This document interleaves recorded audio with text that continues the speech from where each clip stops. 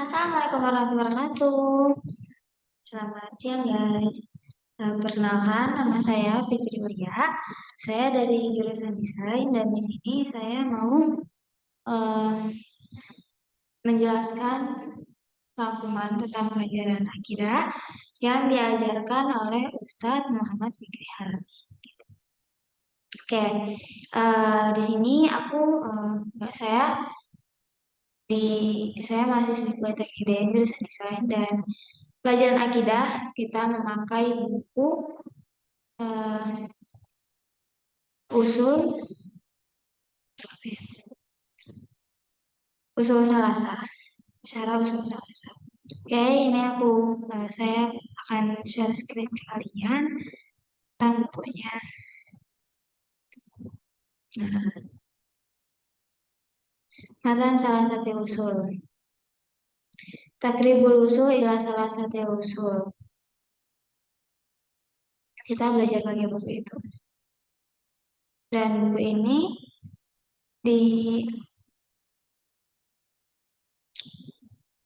ditulis oleh siapa?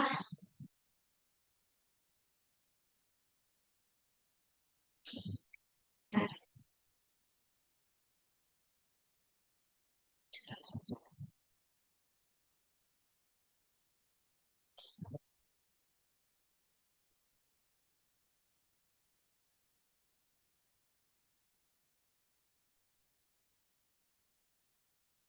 Di sini bukunya ditulis oleh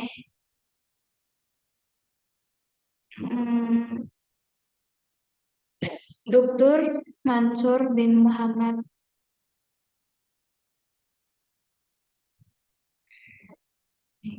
Takribul usul ialah salah satu usul. Ya, ini pakai bahasa semua. Syekh Muhammad Abdul Wahab bin Sulaiman bin Ali bin, bin Muhammad bin Ahmad bin Rashid bin Buraid bin Muhammad bin Barid. Ini Musyarif Tamimi. Nah, ini tadi nama-nama yang saya bacain itu adalah mu'alif atau penulis dari kitab tersebut, dari kitab ini. Akan kita bahas hari ini. Terus, terus oke.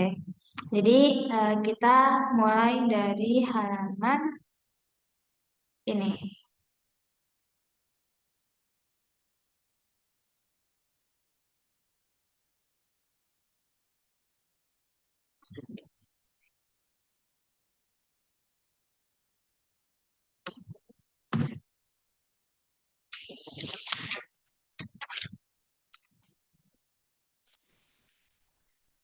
Dan di halaman pertama ini, di halaman ke-10, di sini adalah mukadimah, mukadimah dan kita harus mempelajari 4 perkara. Yang pertama itu adalah wahia al-ilmu wal amal wa da'wah wa sabr. Perkara yang kedua, waqa'i fi tahqiqi tauhidul ibadah, hakikat bertauhid kepada Allah. Yang ketiga itu eh, masalah wahidah baina fiha mana han, han, han, han- Hanifah, enggak Hanafiyah, Hani. Berarti ya din Ibrahim wa din Muhammad alaihi wassalam. Pokoknya di sini tuh apa perkara agama yang satu di sini tuh adalah agama Nabi Ibrahim dan Nabi Muhammad Shallallahu Alaihi Wasallam. Wahia ma'rifatul ibadah li Rabbi al-amru Rabbi al-usul salasa wahia ma'rifatul abdi li Rabbihi wa li nabiyhi wa li dinil Islam wa zikru kulli wahidin min hazil usul salasa bitafsil wa bil adilah. Wahya ma'rifatul amri Rabbi. Eh, Seorang hamba mengenal Robnya, mengenal nabinya, dan mengenal agama Islam. Eh, dan mengenalnya dengan dalil-dalil dan sunnah yang disampaikan. Eh, Kita lanjut ke halaman 11. Qala al-mu'allif rahimahullah annahu yajibu alaina ta'allumul arba masail. Mas'alatul ula al-ilmu wa hiya ma'rifatullah wa ma'rifatun nabi sallallahu alaihi wasallam wa ma'rifatu dinil Islam bil adillah. Yang pertama itu adalah ilmu. Ilmu di sini adalah ilmu mengenal Allah, mengenal nabinya, Nabi Muhammad sallallahu alaihi wasallam, dan mengenal agama Islam dengan dalil-dalil dan sunnah-sunnah yang disampaikan. Al-mas'alatus tsaniyah al-amalu bihi. Dan yang kedua itu adalah beramal. Beramal dengan dalil dan syariat-syariat yang disampaikan oleh Nabi. Perkara yang ketiga itu adalah dakwatu ilaihi. Dakwatu ilaihi itu adalah berdakwah. Berdakwah kan tadi kita udah mengenal Allah, mengenal Nabi dan mengenal agama kita dengan dalil-dalil dan sunnahnya. Habis itu kita udah ngamalin sunnah-sunnah tersebut, ibadah-ibadah tersebut, ajaran-ajaran tersebut, dan setelah itu kita mendakwakannya kepada orang lain gitu. Dan yang keempat itulah asabru ala azaifihi. Ala azafihi itu adalah sabar eh, terhadap gangguan-gangguan di dalamnya. Jadi kayak kita ketika kita ketika kita apa berdakwah itu pasti ada gangguan-gangguan yang mengganggu kita, kayak misalnya kita dicaci maki, terus dakwah kita ditolak atau ya sebagainya lah. Kayak ketika kita dalam keadaan seperti itu kita tuh harus sabar gitu. Nah, dalil qauluhu ta'ala bismillahirrahmanirrahim wal 'asr innal insana lafi khusr illa alladziina amanu wa 'amilus shalihat wa tawassaw bil haqqi wa tawassaw bis sabr. Qala Syafi'i rahimahullah ta'ala lau ma anzalallahu hujjatan ala khalqihi illa hazihi surah dik lakafathum. Faqala Al-Bukhari rahimahullah ta'ala babul ilmu qabla qaul wal amal. Uh, Imam Bukhari berkata, rahimahullah berkata, uh, berilmu, berilmulah terlebih dahulu sebelum uh, apa berkata dan beramal.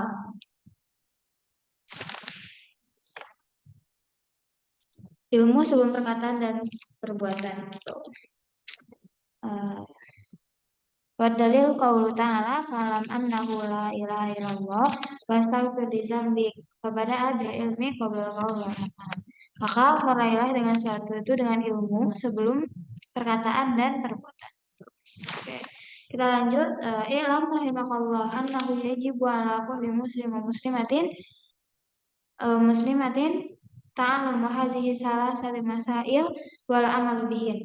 Itu artinya adalah ketahuilah bahwa sesungguhnya ketahuilah semoga Allah merahmatimu, sungguhnya wajib atas seluruh muslim dan muslimah mempelajari 3 perkara dan mengamalkannya. Gitu. Apa sih 3 perkara itu? Yang tadi 3 perkara itu adalah ilmu, amal, enggak. 3 perkara tadi itu adalah mengenal Allah, mengenal Nabi, dan mengenal agamanya. Wal amal bihi dan mengamalkan apa yang dia pelajari. Ya, yang al-ula annallaha khalaqana wa razaqana wa lam yutrakna hamalan bal arsala ilaina rasulan faman ata'ahu dakhala jannah wa man asahu dakhala nar. Bahwa yang pertama itu adalah bahwa Allah menciptakan kita, memberikan rezeki kepada kita dan tidak meninggalkan kita tuh begitu saja gitu. Kayak Allah tuh enggak yang cuma nyiptain kita habis itu ngebiarin kita di bumi itu enggak gitu. Bahkan Allah mengutus seorang rasul kepada kita dan untuk menyampaikan risalah-risalah yang Allah ajarkan gitu, agama Allah. Dan barang siapa yang menaati Rasul akan masuk surga, dan barang siapa yang membangkang kepada Rasul maka ia akan masuk neraka. Wa dalilu qauluhu ta'ala inna arsalna ilaikum rasulan syahidan alaikum kama arsalna ila fir'auna rasulah. Nah, fa fir'auna rasul fa akhadnahu ahza wa bila. Eh,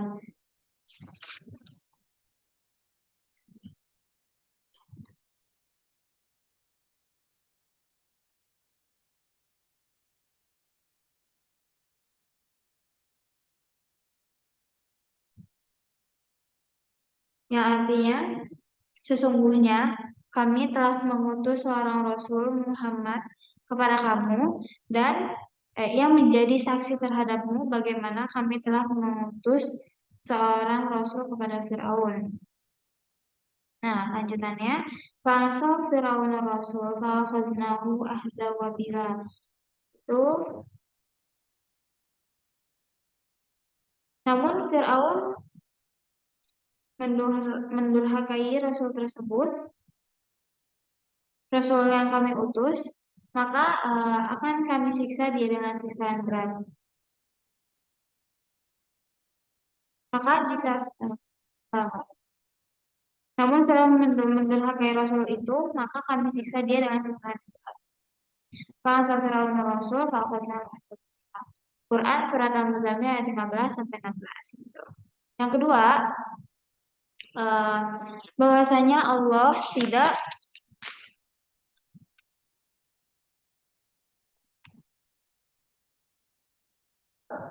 enggak eh, di di bagian ini kita bisa mengambil bahwa kita eh, bahwa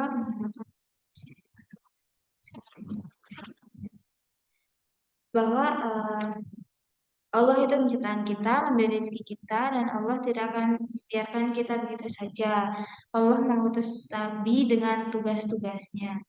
Itu apa aja sih tugas seorang nabi dan rasul itu adalah pertama mengenalkan manusia terhadap sifat Tuhan, menjelaskan apa yang Allah cintai, dan menjelaskan apa sih yang Allah perintahkan untuk kita, dan menjelaskan juga apa yang Allah benci, dan kita tuh diperintahkan untuk meninggalkan hal itu gitu, dan dan mengingatkan kita umat manusia itu dengan adanya hari pembalasan gitu. Oke, sekarang kita lanjut kedua ya. Lanjut yang kedua, anallaha la yarda an yushraka ma'ahu ahadun fi ibadatihi la malakun muqarrab wala nabiyyun mursal. Yang artinya, sesungguhnya Allah tidak ridho disekutukan siapapun dalam beribadah kepadanya, tidak dengan malaikat yang dekat dengan eh, tidak dengan malaikat yang didekatkan dan tidak pula dengan nabi yang diutus.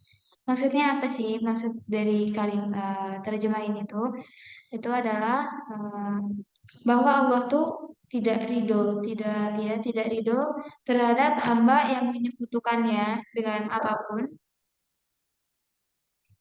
Pokoknya Allah tuh memerintahkan kita hanya untuk menyembah Allah saja, tidak menyekutukannya dengan beribadah kepada selain Allah gitu. Contohnya beribadah pada patung itu nggak boleh karena kenapa?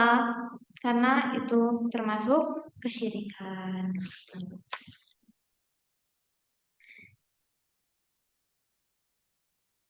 Dan pokoknya kita tuh hanya boleh menyembah Allah dan kita nggak boleh nyembah malaikat atau nyembah rasul nggak boleh gitu.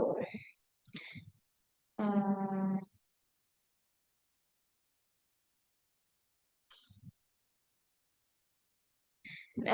Qauluhu ta'ala wa annal masajida lillahi fala tad'u ma'allahi ahada. Yang artinya sesungguhnya masjid-masjid hanya milik Allah. Maka janganlah berdoa kepada Allah dengan selain Allah. Maksudnya apa? Dalam surat Al-Jin ayat 18. Maksudnya apa? Fala tad'u ma'allahi ahadan. Eh, Misalnya kalau misalkan emang kita pengen doa, ya udah doa aja ke Allah gitu, nggak usah doa kepada selain Allah. Jadi kayak kita tuh hanya boleh doa kepada Allah. Allah tuh tidak ada tandingannya. Oke, yang ketiga, dan di sini tuh kita diajarkan tentang materi syirik. Eh, ada syirik itu adalah menyekutukan Allah, dan bahaya syirik itu adalah menjatuhkan hak utama Allah, karena hanya Allah yang berhak diibadahi. Yang kedua, kalau meninggal dalam keadaan syirik tidak akan diampuni selama-lamanya. Itu syirik besar. Dan yang ketiga, jika melakukan kesyirikan maka amal ibadahnya akan gugur.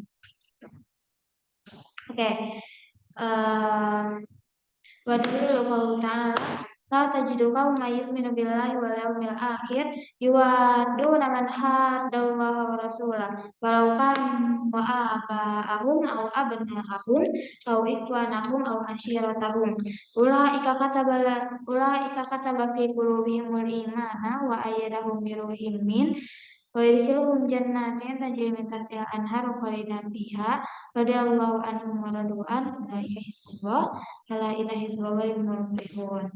Itu adalah surat Al-Mujadilah ayat 22 yang artinya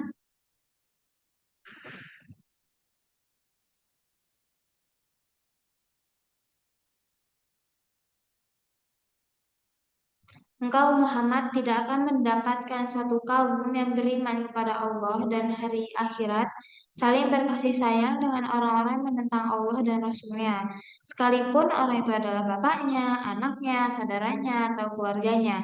Maka itulah orang-orang yang dalam hatinya telah ditanamkan oleh Allah keimanan, dan Allah telah menguatkan mereka dengan pertolongan yang datang dari Dia. Lalu dimasukkannya mereka ke dalam surga yang mengalir di bawahnya sungai-sungai, mereka akan di dalamnya.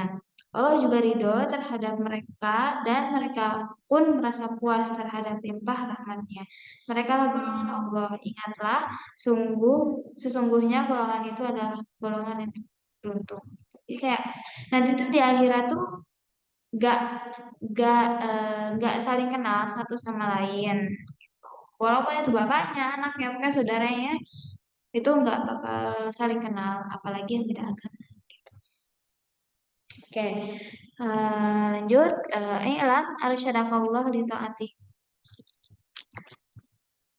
Sesungguhnya, siapa yang taat kepada Allah dan oh, barang siapa yang taat kepada Allah dan mentauhidkan Allah, maka tidak boleh berloyal dengan orang yang menentang Allah dan Rasulnya meskipun kerabat dekat.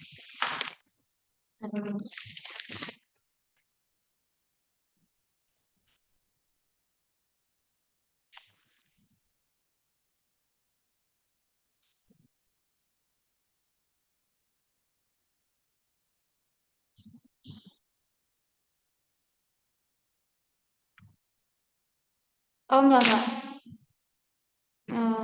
Sebentar.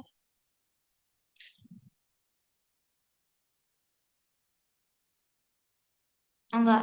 Itu yang tadi yang sungguhnya siapa yang pada Rasul mentauhidkan. Hmm,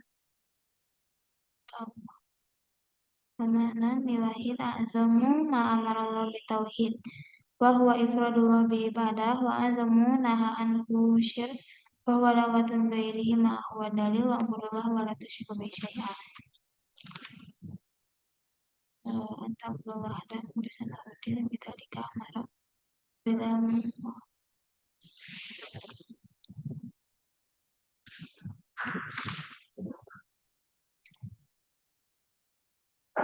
antaqullah wahdahu bisanahuddin. Beribadah kepada Allah, mentauhidkan Allah dengan mukhlishan lahuddin itu dengan hati yang ikhlas terhadap agamanya. Sebagaimana Allah perintahkan kepada seluruh manusia.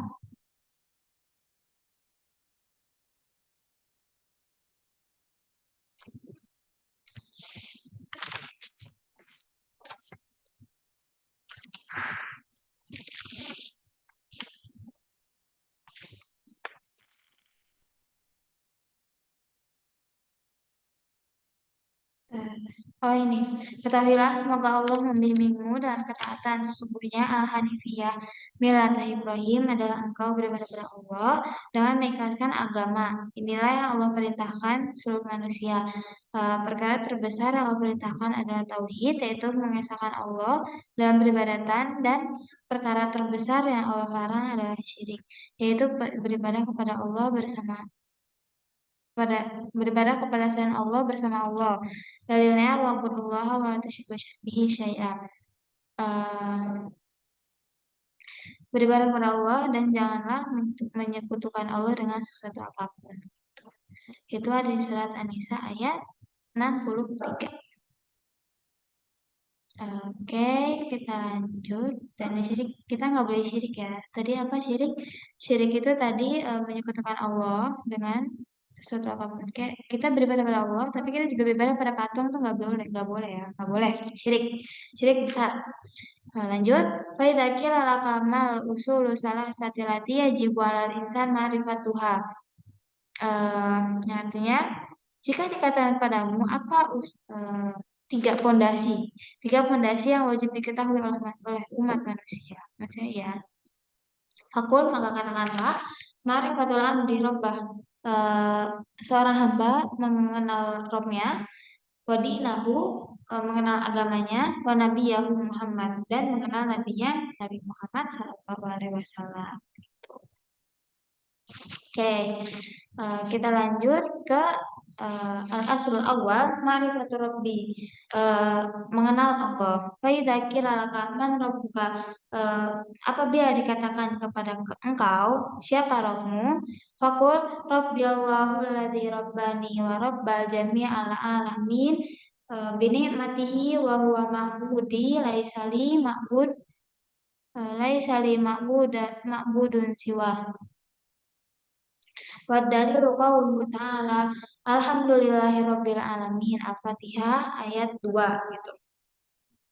Eh, Apabila dikatakan kepada engkau siapa Rob kamu, siapa Rob engkau, maka katakanlah, eh, Robku adalah Allah yang telah mentarbiahku dan telah mentarbiah seluruh alam semesta. Dengan nikmat dan karunia-Nya, dialah sesembahku, tidak ada sesembahan lain bagiku selainnya. Ya, Alhamdulillahirrabbilalamin. Segala puji bagi Allah, Rabb semesta alam. Al-Fatihah ayat 2. Wa kullu man siwallahi alam.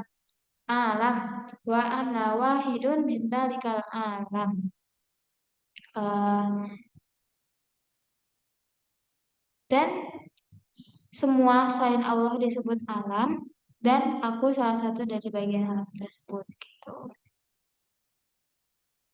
Dialah adalah dengan nikmat semesta dengan nikmat dan karunia-Nya, dialah sembahku, tidak ada sembahan lain bagiku dan baginya. Konsekuensi dari dan ini adalah ucapan ini adalah konsekuensi dari tauhid rububiyah.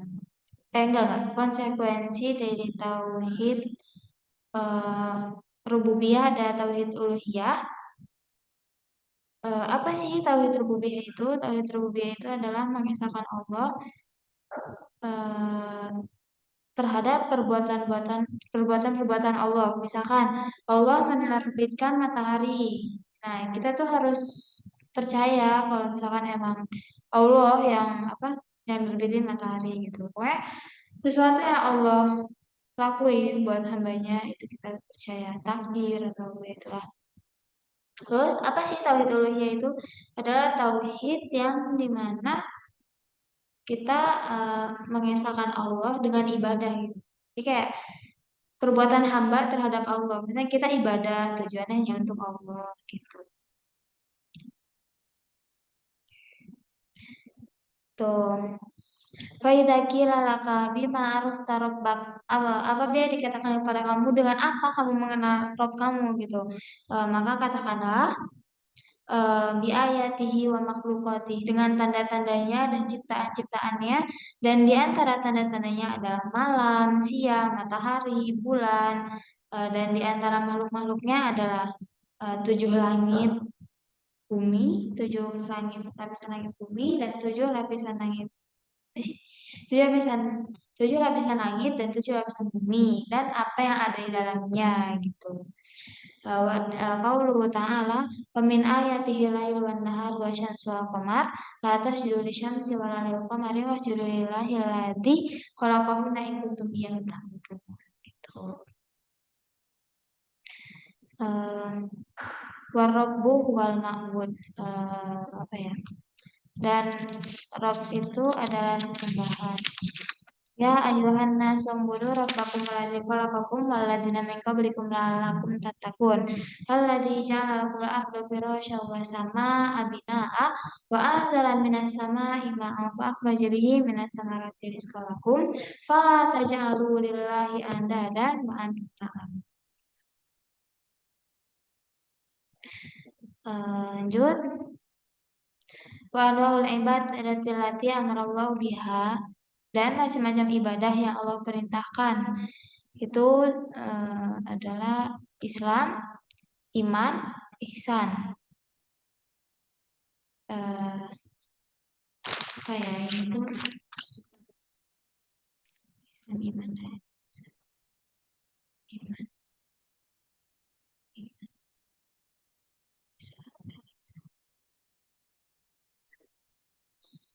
Islam.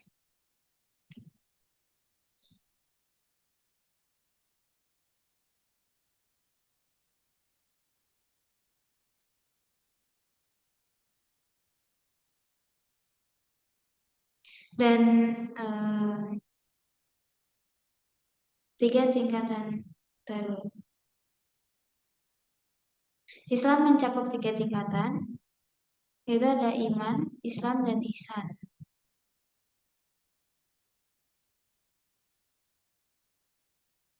Oke, yang pertama ada tingkatan iman.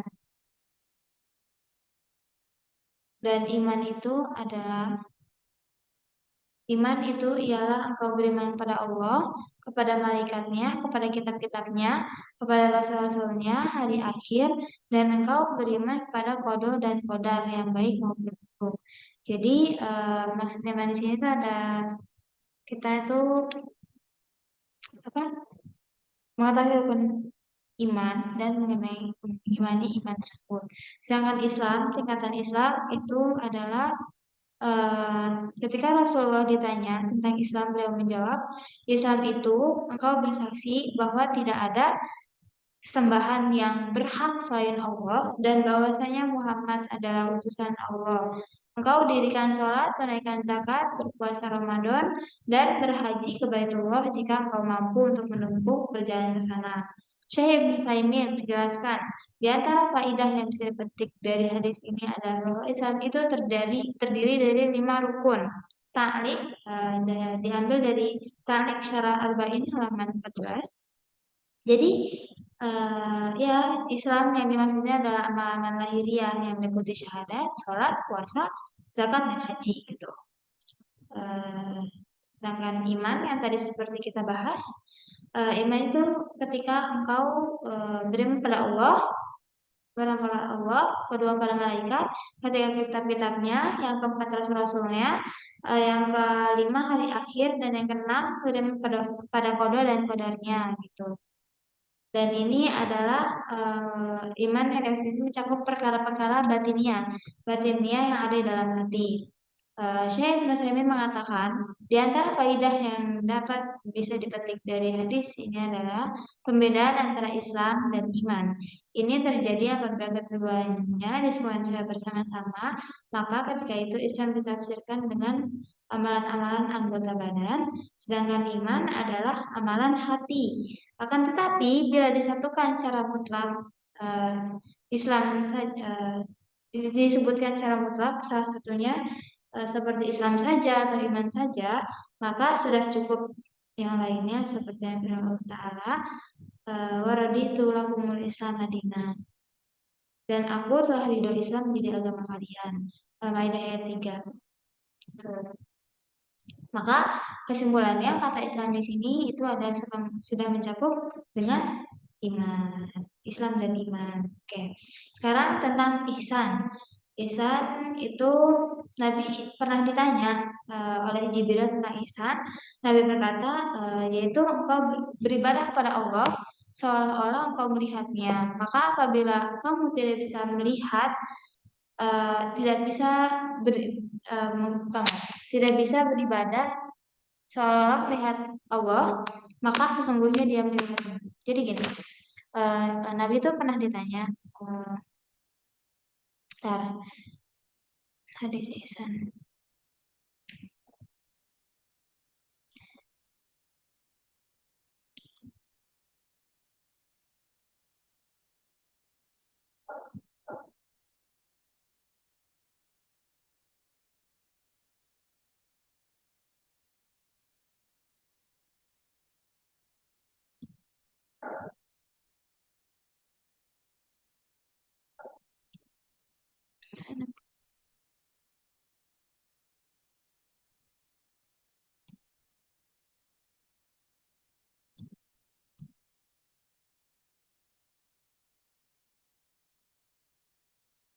Oke, uh, hadis tentang ihsan, uh,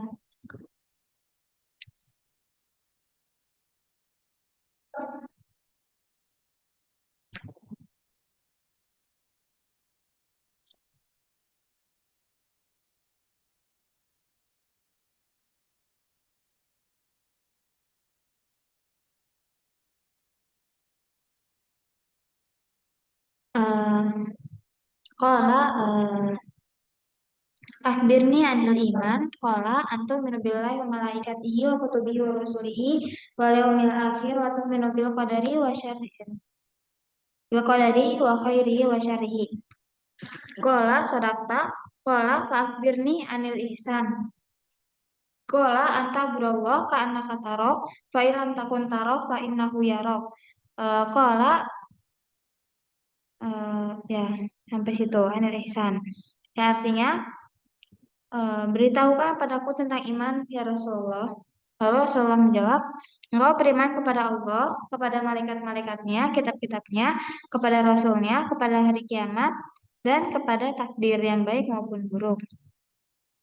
Orang itu berkata lagi, beritahukan kepadaku tentang ihsan. Rasulullah menjawab, engkau beribadah kepada Allah seakan-akan engkau melihatnya, dan engkau tidak melihatnya, sesungguhnya dia pasti melihatmu. Jadi pas kita beribadah tuh kayak kita tuh seolah-olah melihat Allah gitu. Dan kalau misalkan kita tidak bisa melakukan itu, yakin aja bahwa yakinlah bahwa Allah itu melihat kita yang beribadah terus bertaala.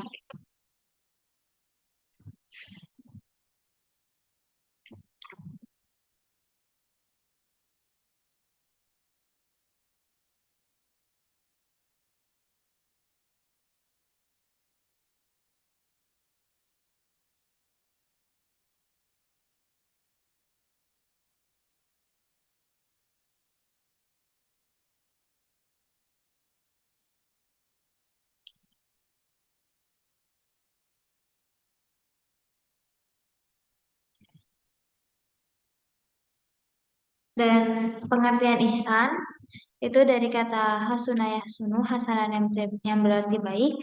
Eh, Kemudian mendapatkan tambahan hamzah di depannya menjadi kata ahsana yuhsinu ihsanan, artinya memperbaiki atau berbuat baik gitu. Menurut istilah yang diambil dari hadis, yaitu kamu beribadah kepada Allah seolah engkau melihatnya, dan jika kamu tidak melihatnya maka sungguhnya dia melihatmu. Dengan kata lain, kita beribadahnya untuk Allah baik yang khusus maupun yang umum dengan ikhlas gitu.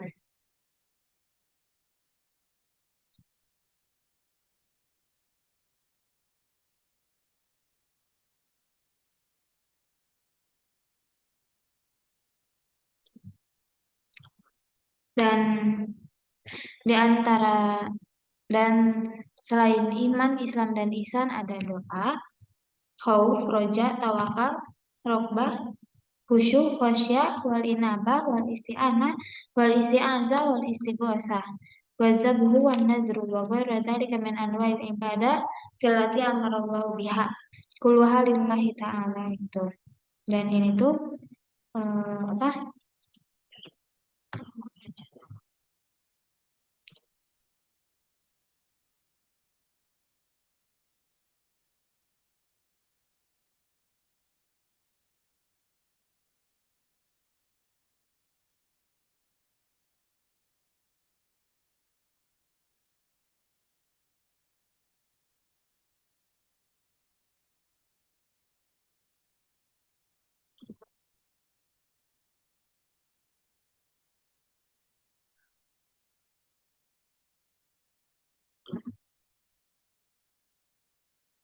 Oke, wadalilu qauluhu ta'ala wa annal masajida lillahi fala tad'u ma'allahi ahada.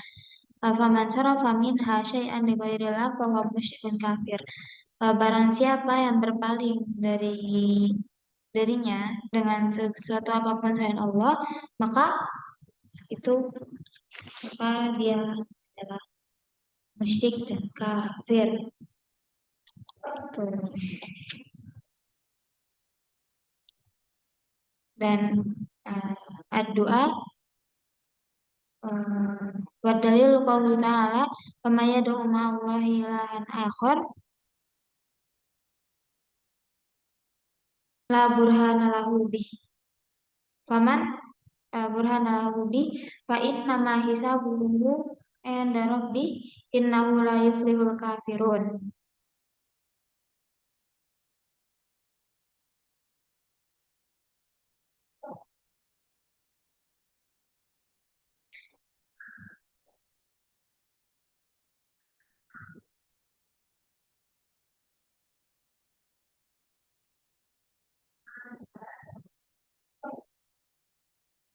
Barang siapa menyembah Tuhan yang lain selain Allah, maka tidak ada satu dalil pun baginya tentang itu. Maka sesungguhnya perhitungannya isi Tuhannya, sesungguhnya orang-orang kafir itu tidak ada yang beruntung.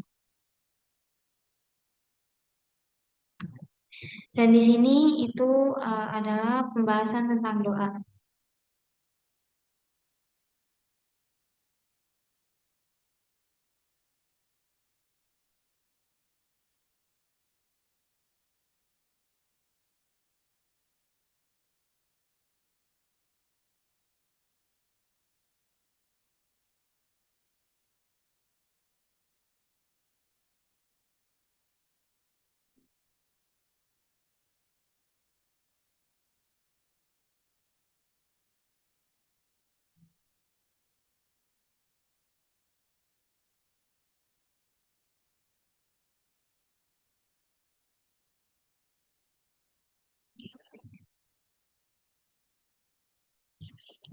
Oke,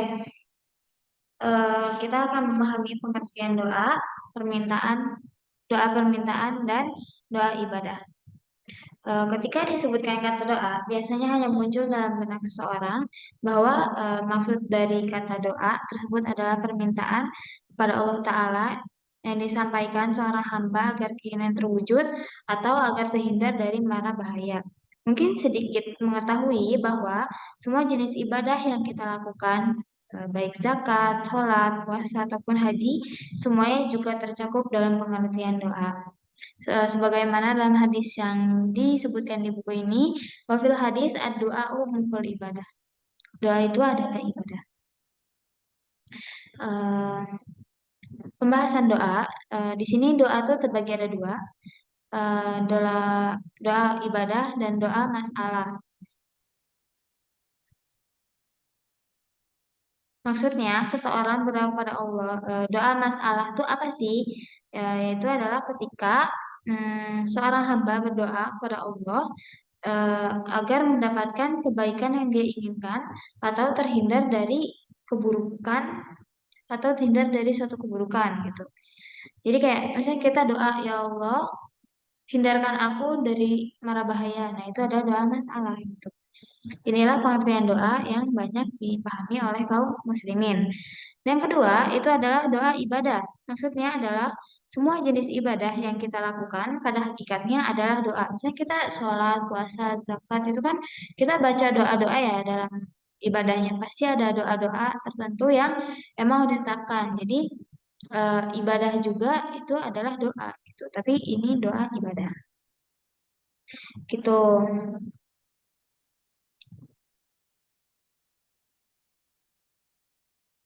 Dan apabila kalau misalkan kita bertanya pada seseorang yang beribadah kepada Allah, apa tujuan kamu mendirikan sholat, terus berpuasa, terus menunaikan haji dan menunaikan hak Allah Ta'ala gitu. Terus niscaya orang yang kita tanya ini bakalan jawab, aku bermaksud aku bermaksud dengan ibadah tersebut agar mendapatkan ridha Allah Ta'ala, meraih pahala, selamat, atau terbebas dari hukumannya gitu. Jadi tuh kayak pada hakikatnya seseorang yang beribadah pada Allah Ta'ala juga sedang meminta kepada Allah gitu. Jadi kayak meminta agar tidak masuk ke neraka atau kayak gitulah. Dan agar ibadah tersebut juga diterima dan diampuni dosa-dosanya gitu. Dan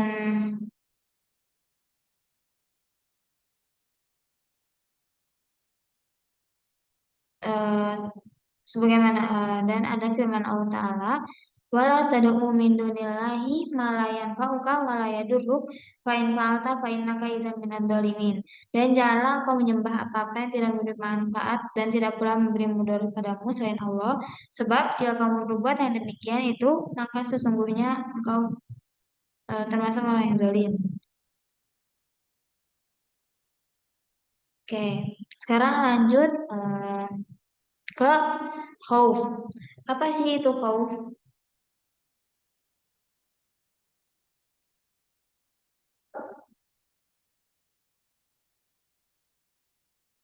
Khauf, roja, sama oke, sekarang kita langsung ngebahas tentang khauf dan roja. Dalil dari khauf adalah fala takhafuhum wa khafuni in kuntum mu'minin, dan dalil dari roja adalah faman kana yarju liqa'a rabbih falyamal amalan shalihan wa la yusyrik bi ibadati rabbih ahada. Oke, hmm, pelajaran tauhid mengenai hal ini cukup penting diketahui. Tentang khauf dan roja ini sangat penting diketahui bahwa dalam kehidupan hamba ini dunia ini perlu menggabungkan rasa mahabbah. Oh, sama satu lagi kita bahas ada mahabbah juga ya guys. Gak ada mahabbah. Antara mahabbah atau cinta, khauf takut, dan roja berharap. Oke, di sini aku juga ngebahas tentang mahabbah. Waminan nasi mayyatakhidhu min dunillahi ada yuhibbunahum ka hubbillah walladzina amanu asyaddu hubbalillah. Dan di antara manusia ada orang-orang yang menyembah tandingan-tandingan selain Allah. Mereka mencintainya sebagaimana mereka mencintai Allah. Adapun orang-orang yang beriman amat sangat cintanya pada Allah. Quran surat Al-Baqarah. Terus ini dalil tentang khauf. Selain yang tadi aku bacain di awal, ulaikal ladzina yad'una yabtaguna ila rabbihimul wasilah ayyuhum aqrabu wa yarjuna rahmatah wa yakhafuna adzabah inna adzaba rabbika kana mahdura. Orang-orang yang mereka seru itu mereka sendiri mencari jalan kepada Tuhan mereka. Siapakah di antara mereka yang lebih dekat kepada Allah dan mengharapkan rahmatnya dan takut akan azabnya? Sesungguhnya azab Tuhanmu adalah sesuatu yang harus takuti. Quran surat Al-Isra ayat 57. Dan sekarang dalil tentang roja. Faman kana yarju liqa'a rabbih falyamal amalan shalihan wa la yusyrik bi ibadati rabbih ahada. Untuk itu, barang siapa yang mengharap perjumpaan dan Robnya, maka hendaklah ia mengerjakan amal soleh dan janganlah mempersekutukan dengan apapun dalam beribadah kepada Robnya. Tuh, surat Al-Kahfi ayat 100. Dalam setiap perbuatan dan ibadah seorang hamba harus ada ketiga hal ini, sebagaimana seseorang dalam urusan pada dunianya. Ada tiga hal ini, misalkan seseorang ya seorang hamba harus menyeimbangkan antara khauf dan roja. Sebagaimana dalam ayat berikut yang menjelaskan seorang hamba berdoa dengan harap dan cemas. Allah berfirman, Innahum kanu yusari'una fil khairat wa yad'unana raghaban wa rahaba wa kanu lana khashi'in. Sesungguhnya mereka adalah orang-orang yang selalu bersegera dalam mengerjakan perbuatan-perbuatan yang baik dan mereka berdoa kepada kami dengan harap dan cemas dan mereka adalah orang-orang yang khusyuk pada kami. Apabila terlalu besar dan mendominasi rasa takut atau rasa khauf ini, maka dia akan terjerumus terhadap akidah Khawarij yang putus asa dari rahmat Allah, padahal Allah Maha Pengasih. Dan namun apabila terlalu besar dan mendominasi rasa roja atau rasa berharap ini, maka dia akan terjerumus dalam akidah Murji'ah yang menghilangkan rasa takut kepadanya, hanya menonjolkan ampunan dan rasa harap, padahal Allah juga syadidul iqab, yaitu keras azabnya. Karena karenanya dua hal ini ya apa sih sebenarnya khauf sama roja ini tuh? Ya tadi sebagaimana yang tadi udah kita sebutin, rasa khauf itu adalah rasa takut dan roja itu adalah berharap. Ya tuh. Oke, sekarang kita lanjut ke kan tadi ini khauf udah, roja udah, sekarang tawakal. Apa sih itu tawakal?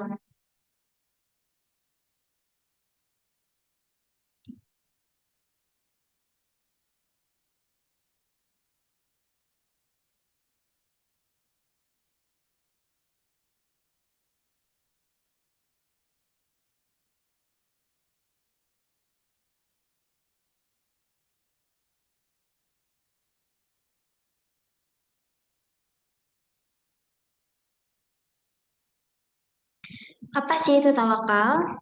Di sini disebutkan dengan dalil wa 'alallahi fatawakkalu in kuntum mu'minin. Dan kepada Allah lah kalian bertawakal jika kalian beriman. Surat Al-Maidah ayat 23. Wa may yatawakkal fa 'alallahi fahuwa hasbuh. Maka barang siapa yang bertawakal kepada Allah, maka Allah adalah yang maha mencukupi gitu. Apa sih itu tawakal? Tawakal itu adalah berserah diri, penyandaran hati kepada kepada Allah Azza wa Jalla untuk meraih berbagai kemaslahatan dan menghilangkan bahaya baik dalam urusan dunia maupun akhirat. Menyerahkan semua urusan kepadanya serta meyakini dengan sebenar-benarnya bahwa tidak ada yang memberi, menghalangi, mendatangkan bahaya dan mendatangkan manfaat kecuali Allah semata. Tawakal itu bukan hanya pasrah. Perlu diketahui bahwa tawakal bukan hanya sikap bersandar hati pada Allah SWT, namun juga disertai dengan melakukan usaha. Ibnu Rajab mengatakan bahwa menjalankan tawakal tidaklah berarti seseorang harus meninggalkan sebab atau sunatullah yang telah ditetapkan atau ditakdirkan. Karena Allah merintahkan kita untuk melakukan usaha sekaligus juga memerintahkan untuk bertawakal. Oleh karena itu, usaha dengan anggota badan untuk meraih sebab termasuk ketaatan pada Allah. Sedangkan tawakal dengan hati merupakan keimanan padanya. Tuh.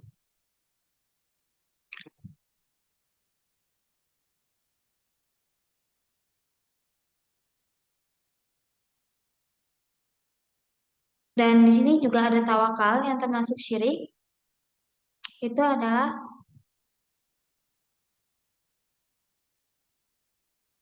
nah,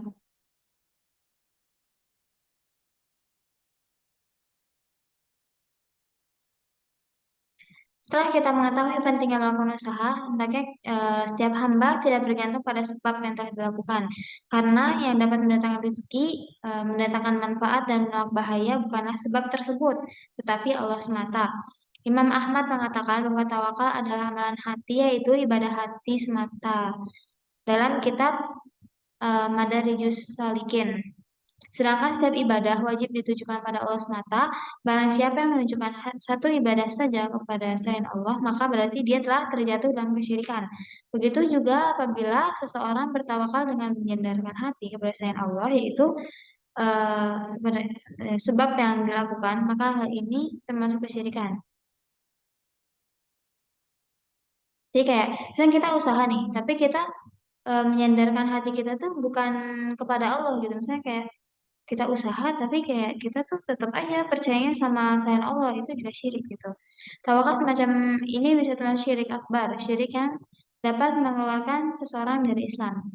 Apabila dia bertawakal bersandar pada makhluk suatu perkara yang tidak mampu untuk melakukannya kecuali Allah, seperti bersandar pada makhluk agar dosa-dosa yang diampuni atau memperoleh kebaikan di akhirat untuk segera memperoleh anak, sebagaimana ya dan lain-lain, maka itu adalah kesyirikan gitu. Misalkan aku berharap teman aku ini bisa menghapuskan dosa-dosa aku. Kan nggak mungkin ya, karena yang bisa menghapuskan dosa kan hanya Allah. Jadi itu adalah sebuah kesyirikan gitu. Itu padahal hanya Allah yang bisa mengabulkan hajat aku, misalnya hanya Allah yang bisa mengabulkan keinginan aku, kebutuhan aku gitu. Jadi orang lain selain Allah tuh nggak bisa, kecuali kita minta tolong kepada orang dan selama hamba ini mampu gitu, itu baru boleh gitu.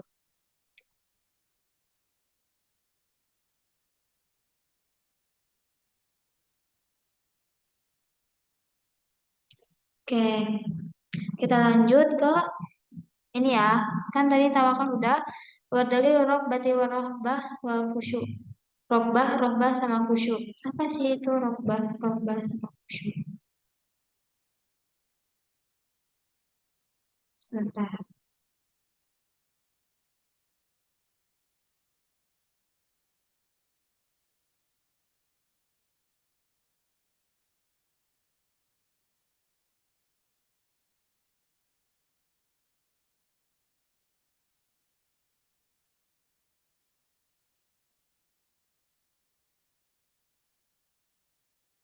Robbah, robbah dan khusyuk. Robbah, ini kita ngebahas tentang robbah dulu. Dari tentang robbah, robbah itu adalah harapan khusus. Harapan yang khusus, sedangkan rohbah itu adalah rasa takut yang khusus, dan khusyuk itu adalah tunduk. Sebagai firman Allah Ta'ala, innahum kanu yusari'una fil khairat wa yad'unana raghaban wa rahaba wa kanu lana khashi'in. Sesungguhnya mereka itu senantiasa berlomba-lomba dalam mengerjakan kebaikan-kebaikan, serta mereka berdoa kepada kami dengan penuh harap rahmat kami dan sangat takut akan siksa kami. Sedangkan mereka itu selalu tunduk hanya kepada kami. Innahum kanu yusari'una fil khairat. Nah, kesimpulan dari dalil yang udah dibacakan tadi eh, merupakan dalil menunjukkan adanya ibadah rohbah atau harapan yang khusus, dan rohbah takut yang khusus, dan khusyuk takut dan tunduk dan tenang. Oke. Di ayat tersebut Allah Ta'ala memuji para nabi dan rasul, sehingga hal ini menunjukkan bahwa ketiga perkara tersebut adalah ibadah. Karena setiap perkara yang dipuji oleh Allah pastilah dicintainya, dan jika sesuatu perkara yang dicintainya, maka perkara itu termasuk dalam definisi ibadah. Dan kata dan kenapa sih khusyuk juga termasuk? Karena di sini ada kalimat wakan lana khosyin gitu. Khosya. Sekarang tentang khosya. Kita lanjut. Fala takhshawhum wakhshawni. Maka janganlah kalian takut kepada mereka, tapi takutlah kepadaku. Quran Surat Al-Baqarah 150. Kesimpulan dari dalil yang tadi dibacakan adalah adanya ibadah khasyah, yaitu rasa takut yang didasari dengan ilmu tentang keagungan yang ditakuti. Allah Ta'ala melarang kita dari khasyah kepada orang-orang kafir. Jadi Allah tuh melarang kita buat takut sama orang-orang kafir, yang memerintahkan kita untuk eh, melakukan apapun. Misalnya kayak "Ih, aku takut sama orang kafir," itu tuh nggak boleh gitu. Jadi kita tuh hanya boleh takut dengan ilmu itu hanya pada Allah gitu. Oke.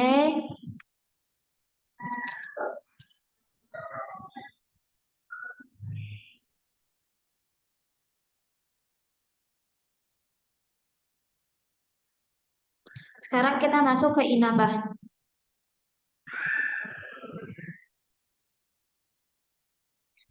Apa sih itu inabah gitu? Oke, kita baca dulu tentang dalilnya. Wa anibu ila rabbikum wa aslimu lahu. Wa anibu ila rabbikum wa aslimu lahu. Artinya, dan kembalilah kepada Rabb kalian serta berserah dirilah kepadanya dengan menaati perintahnya. Quran surat Az-Zumar ayat 54. Penjelasan dari dalil tersebut adalah Allah Ta'ala memerintahkan hambanya untuk kembali kepadanya dengan bertaubat dan mengikhlaskan amal kepadanya saja. Jadi kayak inabah tuh bertaubat ya. Hal ini menunjukkan bahwa inabah merupakan perkara yang dicintai olehnya sehingga termasuk dalam definisi ibadah. Oke, sekarang kita masuk ke isti'anah. Isti'anah adalah meminta pertolongan. Eh, iya, kayak hmm, iya karena Abu dua iya karena stain. Hanya kepada Engkaulah kami beribadah dan hanya pada Engkaulah kami memohon pertolongan. Quran surat Al-Fatihah ayat 4. Eh, Diriwayatkan sebagaimana diriwayatkan dalam hadis, idza sta'anta fa idza sta'anta fasta'in billah. Apabila kamu memohon pertolongan kepada Allah, maka enggak, apabila kamu memohon pertolongan wa idza sta'anta fasta'in billah, maka memohonlah pertolongan hanya pada Allah. Oke, ayat tersebut merupakan dalil bahwa antara jenis isti'anah minta pertolongan ada yang tergolong ibadah. Tuh. Dan eh, ayat tersebut didahulukan dengan iya karena iya kah sebelum nasta'in, menunjukkan pembatasan dan pengkhususan karena dalam kaidah gitulah gitu. Eh,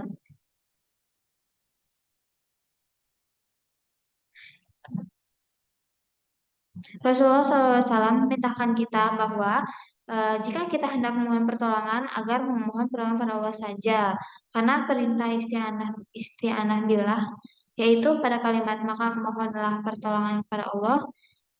eh Ya, itu. Eh, Hal ini mengandung makna pembatasan karena dengan demikian makna hadis tersebut adalah jika Anda hendak memohon pertolongan, maka janganlah Anda mohon pertolongan kepada siapapun, sayang kepada Allah saja. Gitu. Jadi kesimpulan bahwa isti'anah adalah tergolong sebagai ibadah yang dicintai oleh Allah Ta'ala gitu. Oke, tadi inabah tentang taubat, isti'anah tentang minta tolong. Sekarang kita tinggal ngebahas tentang isti'adah, istighosah, zabah, sama an-nazru. Ya kan? Ini Islam kayaknya belum. Oke.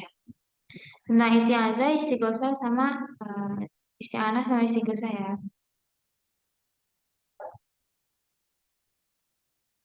Isti'anah.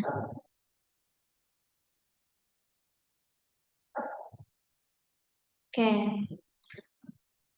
Isti'azah sekarang. Oh, masih isti'anah sekarang ya. Dan isti'anah itu macam-macamnya. Ada 5 macam isti'anah minta pertolongan. Isti'anah pada Allah Subhanahu wa Ta'ala. Isti'anah mengandung kesempurnaan sikap merendahkan diri dari seorang hamba pada Rabb-Nya dan menyerahkan seluruh perkara kepadanya, serta meyakini bahwa hanya Allah yang bisa memberi kecukupan padanya, gitu. Dan isti'anah seperti itu nggak boleh diserahkan pada selain Allah. Yang kedua, isti'anah pada makhluk dalam perkara yang makhluk tersebut mampu melakukannya. Hukum bagi isti'anah jenis ini tergantung pada perkara yang dimintai pertolongan padanya. Jika perkara tersebut berupa kebaikan, maka boleh dilakukan oleh orang yang minta tolong, sementara yang dimintai tolong disyariatkan untuk memenuhinya. Oke. Jika permintaan tolongnya pada perbuatan dosa, maka hukumnya haram bagi yang meminta tolong dan haram juga bagi yang dimintai pertolongan. Sebagaimana yang dijelaskan dalam firman Allah, "Wala ta'awanu 'alal ismi wal 'udwan." Dan janganlah kalian tolong menolong dalam perbuatan dosa dan pelanggaran.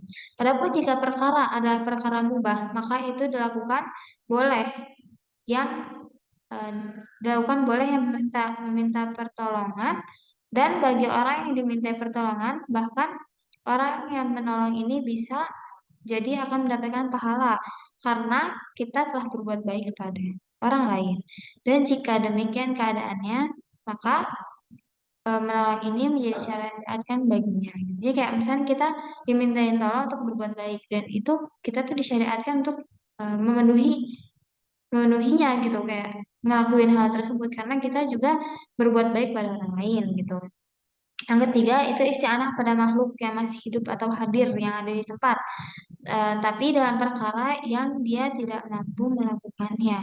Hukumnya adalah perbuatan sia-sia dan tidak ada gunanya. Misalkan kita minta tolong kepada orang yang lemah untuk mengangkat barang kita yang berat. Ya, gak bisa gitu karena orang itu emang lemah gitu. Yang keempat adalah isti'anah kepada orang-orang yang mati secara mutlak, yakni baik yang telah mati itu nabi, wali, atau kepada orang yang masih hidup dalam perkara gaib yang mereka ini tidak mampu melakukannya. Isti'anah ini adalah kesyirikan karena nggak mungkin untuk melakukannya kecuali dia meyakini bahwa orang-orang ini mempunyai kemampuan yang tersembunyi ada dalam lain gitu gitu. Dan istianah minta tolong kepada mayat terus dukun kayak gitu ini nggak boleh karena kesyirikan gitu. Tuh. Tadi masih isti'anah ya guys ini. Sekarang yang kelima, isti'anah dengan perantara amal-amal soleh dan keadaan-keadaan cinta Allah. Isti'anah di sini syariatkan berdasarkan perintah Allah dan firman-Nya, "Istainu bisobri sobri wasolah."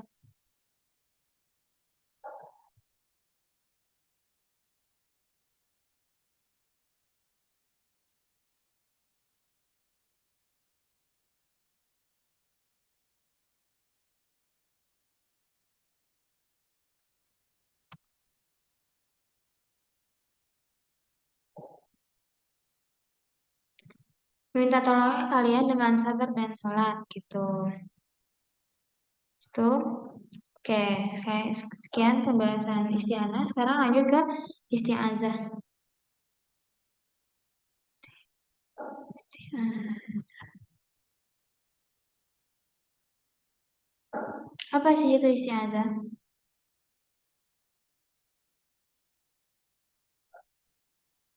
Di sini dalilnya qul a'udzu birabbil falaq, qul a'udzu birabbin nas dan tastaghiitsu rabbakum fastajaba lakum. Oke, pengertian isti'azah. Isti'azah adalah meminta perlindungan dan penjagaan dari perkara yang tidak disukai. Dengan demikian, isti'azah termasuk dalam pembahasan permintaan. Maka perincian hukum isti'azah yang ditujukan pada selain Allah adalah sebagaimana perincian hukum permintaan yang telah menyusun sampai. Ya, terus habis itu sekarang aku mau ngebahas tentang macam-macam isti'azah. Isti'azah yang bernilai tauhid. Yang bernilai tauhid adalah isti'azah yang diserahkan pada Allah gitu, yang ditujukan pada Allah. Eh, Sebuah isti'azah jenis ibadah yang mengandung kesempurnaan sikap membutuhkan Allah Ta'ala untuk berlindung padanya, meyakini bahwa hanya Allah yang mampu memberi kecukupan dan meyakini kesempurnaan penjagaannya dari segala sesuatu baik pada masa sekarang maupun akan datang, baik perkara kecil maupun besar. Gitu. Dan isi azah yang seperti itu nggak boleh ditunjukkan pada selain Allah, itu hanya pada Allah. Gitu. Contohnya, Qul a'udzu birabbil falaq min syarri ma khalaq. Aku berlindung pada Tuhan yang menguasai subuh dari kejahatan makhluk-makhluknya. Dan ini termasuk ke dalam isti'azah kepada Allah Subhanahu wa taala yang tadi kita baca dalilnya. Tuh. Dan ada juga ucapan kayak a'udzu bikalimatillahi tammati min syarri ma khalaq. A'udzu bikalimatillahi tammati min syarri ma khalaq. Aku berlindung kepada Allah dengan kalimat-kalimat Allah yang sempurna dari kejahatan-kejahatan makhluknya. Hadis riwayat Muslim. Dan yang kedua ada isti'azah yang bernilai syirik. Apa sih yang bernilai syirik gitu? Kayak dan ini syirik akbar lagi. itu adalah kita beristighosah pada makhluk yang mati, baik nabi, wali, kiai, atau saya mereka, pokoknya apapun segala sesuatu yang mati, terus kita meminta tolong kepadanya itu syirikan. Makhluk yang gaib, kita juga minta pertolongan, minta apa perlindungan kepada syaitan, kita juga nggak boleh itu kayak gitu. Terus pada makhluk hidup tidak gaib, hadir di tempat atau bisa namun isi permintaannya adalah perkara yang di luar kemampuan makhluk. Kayak ini yang poin yang ketiga tuh kayak orang itu masih hidup, harus kita minta pertolongan, minta perlindungan, tapi yang di luar kuasa, yang di luar apa kemampuan si orang tersebut itu nggak boleh gitu. Oke, sekian sekarang masuk ke istighosah.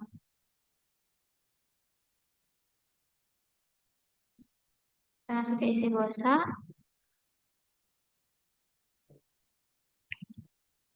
Apa sih itu istighosah? Kita istighosah, istighosah. Oke, sekarang tentang istighosah. Oke. Istighosah itu adalah memohon pertolongan untuk diselamatkan. Sebagaimana dalil firman Allah Subhanahu wa taala, "Ittastaghitsuna rabbakum fastajaba lakum." Ingatlah tata kalian memohon pertolongan kepada Rabb kalian untuk dimenangkan atas kaum musyrikin lalu dikabulkan olehnya bagi kalian. Quran surat Al-Anfal ayat 9. Penjelasan dari ayat tersebut adalah bahwa antara jenis istighosah minta pertolongan untuk diselamatkan ada yang tergolong ibadah. Ayat tersebut juga menunjukkan bahwa Allah memuji para sahabat di bawah pimpinan Rasul yang memohon pertolongan SAW, yang memohon pertolongan untuk diselamatkan dari kesulitan dalam peperangan Badar. Tuh. Dan Allah pun mengirim pujian tersebut dengan suatu akibat dan berupa pengabulan dan pujian dan akibat baik tersebut menunjukkan bahwa Allah mencintai istighosah mereka sehingga disimpulkan bahwa istighosah dalam konteks ini adalah ibadah dan tidak boleh ditujukan pada selain Allah. Misalnya kayak kita dalam mungkin misalnya sakit parah gitu, terus kita pengen kita diselamatkan, jadi kita harus doa hanya kepada Allah untuk diselamatkan dari penyakit yang kita alami. Oke, lanjut ke azabhu. Apa sih itu azabhu? Sebagaimana dalil yang ada di buku,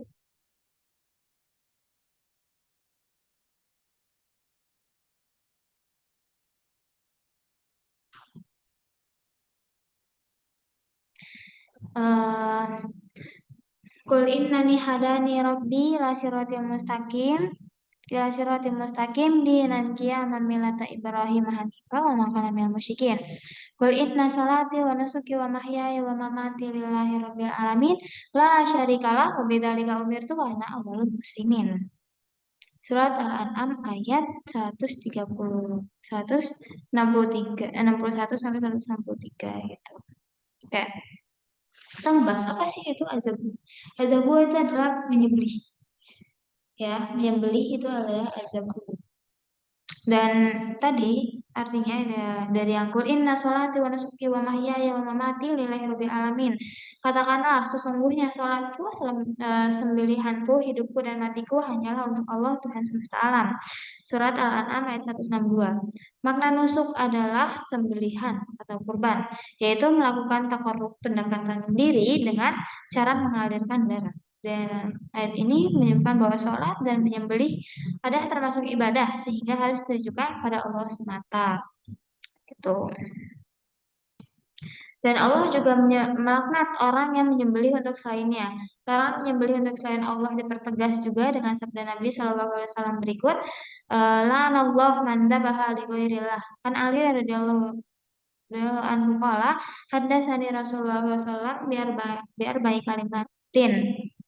La'anallahu man dzabaha li ghairillah, la'anallahu man la'ana walidi, la'anallahu man awa muhdisan, la'anallahu man ghairu manar ghairi manaril. Dari Ali radhiyallahu anhu berkata, Rasulullah Shallallahu alaihi wasallam berpesan kepadaku dengan 4 nasihat. Yang pertama, Allah melaknat orang yang menyembelih untuk selain Allah. Yang kedua, Allah melaknat anak yang melaknat kedua orang tuanya. Yang ketiga, Allah melaknat orang yang melindungi muhdis, orang yang jahat. Dan yang keempat, Allah melaknat orang yang sengaja mengubah patok batas tanah. Hadis riwayat Muslim.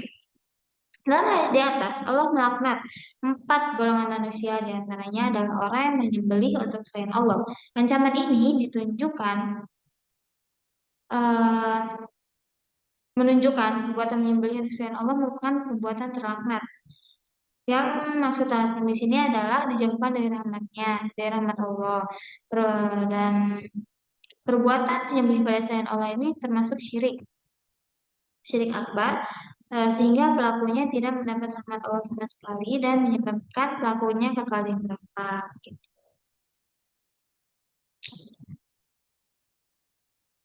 Oke. Dua hal.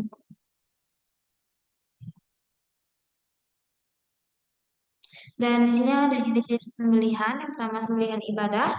Seseorang yang beri dalam rangka mendekatkan diri kepada Allah Ta'ala. Seperti menyembelih saat haji, al-hadiyu saat haji. Atau saat hari raya. Yang kedua adalah sembelihan syirik. Kenapa sih kok bisa syirik gitu? Karena yang pertama dia nggak baca bismillah. Atau nggak syirik juga sih, cuman ya bukan nggak baca bismillah. Kayak misalkan dia nyembelih ayam atau kambing, terus kayak niatnya tuh buat buat apa? Buat kuburan atau buat setan, buat jin, nah itu nggak boleh. Nah, terus ada sembelihan yang bid'ah.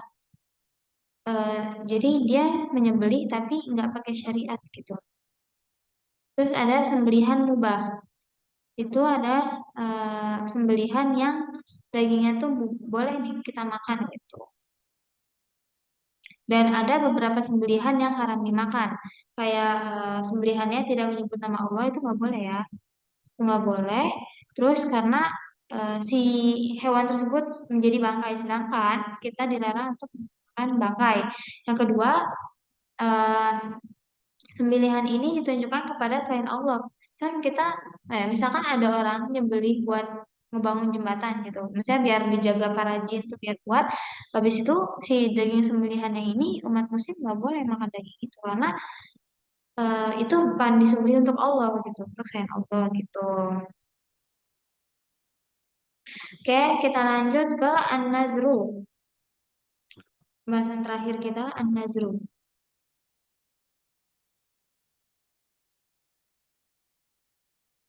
Apa sih itu an-nazru? Sebagaimana firman Allah, yufuna bin nazri wa yakhafuna yawman kana syarruhu mustatira. Apa itu nazri? Oke. Oke, kita buka dengan definisi. Definisi nazar yaitu seseorang mengharuskan kepada dirinya sendiri sesuatu yang hukum asalnya tidak wajib baginya, baik secara mutlak atau tanpa syarat maupun muqayyad ataupun bersyarat gitu. Contoh, eh, hmm, saya bakal bersedekah kalau misalkan saya ranking satu gitu. Itu kan jadi kayak misalkan emang dia benar ranking satu, berarti dia wajib bersedekah. Kalau misalkan enggak, ya dia nggak sedekah gitu. Jadi kayak dia mewajibkan dirinya terhadap sesuatu yang tadinya tuh nggak wajib. Dan di sini sebagaimana yang Syekh Muhammad At-Tamimi rahimahullah berkata dalam kitab Tauhid yang berjudul Man Man Syaraka An-Nazru Bigoirillah, termasuk kesyirikan adalah bernazar untuk selain Allah. Tuh, jadi kayak misalnya emang si nazar ini juga bisa syirik kalau misalkan kita bernazar kepada selain Allah. Gitu. Oke,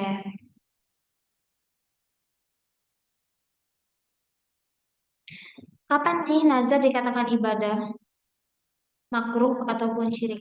Pertama, nazar nazar mutlak yang bernilai ibadah tauhid adalah jika bernazar untuk Allah Subhanahu wa taala. Contohnya, saya bernazar untuk menunaikan salat malam hanya untuk Allah. Sedangkan nazar mutlak yang termasuk syirik apabila bernazar untuk mayit, jin, penunggu atau penguasa pantai gitu kayak gitu. dalam rangka takarub mendekatkan diri terhadap mereka gitu. Kayak misalnya kita bernazar misalnya kayak aku menyembelih ini hanya untuk Nyi Roro Kidul, itu nggak boleh, itu syirik. Nah, itu. Terus yang kedua, penunaian nazar mutlak tanpa syarat untuk Allah semata itu bernilai ibadah tauhid. Adapun bentuk penunaian nazar mutlak untuk jin, malaikat, nabi, dan malaikat, nabi, bentuk selain Allah pokoknya ada syirik. Pokoknya nazar selain Allah itu syirik, gitu. Penunaian nazar muqayyad bersyarat untuk Allah semata itu bernilai tauhid. Adapun eh, nazar muqayyad untuk sunan fulan, untuk mayit, pokoknya untuk sahabat, untuk nabi, itu juga syirik pokoknya. Pokoknya nazar yang selain Allah itu syirik. Tuh. Oke, perbedaan nazar syirik dengan nazar maksiat jika dilihat dari beberapa sudut pandang, perbedaan nazar syirik dan nazar maksiat dapat ditinjau dari pertama, nazar syirik, nazar yang dipersembahkan untuk selain Allah. Tujuannya untuk bertakarub, mendekatkan diri, dan beribadah kepada selain Allah. Dan ini termasuk syirik besar. Sedangkan yang nazar maksiat adalah nazar untuk Allah, namun isinya nazarnya maksiat. Oke, kalau misalnya berdasarkan lafaz, dari contoh lafaz nazar syirik itu, saya bernazar puasa untuk penghuni kubur ini, itu nggak boleh. Kalau misalkan yang maksiat, saya bernazar untuk Allah akan pesta miras jika lulus ujian. Itu karena nggak boleh, karena pesta miras itu kan nggak boleh ya minum miras tuh. Terus berdasarkan keabsahan kayak sah apa enggak sih nazar tersebut itu, kalau misalkan yang maksiat itu sah tapi tidak boleh dilaksanakan dan pelakunya wajib bertaubat atau menebus kafarat. Nazar syirik besar juga tidak sah dan tidak ada kewajiban kafarah, hanya saja pelakunya murtad dan wajib taubat darinya. Berdasarkan jenis dosanya, nazar syirik adalah jenis dosa yang mengeluarkan pelakunya dari Islam, itu termasuk syirik besar. Nazar maksiat adalah dosa yang tidak mengeluarkan pelakunya dari Islam, karena itu bukan syirik besar gitu. Itu. Terus apa lagi? Ya, oke, udah. Sekian dari saya. Itu adalah rangkuman penjelasan tentang akidah sampai mengenal Allah. Mungkin semester 2 nanti ada ini ya, Ma'rifah Dinil Islamil adalah Istaslimillah bitauhid wal adalah bita'ah wa syirkil ahli. Oke. Oke, sekian. Wassalamualaikum warahmatullahi wabarakatuh. Saya tutup. Ya.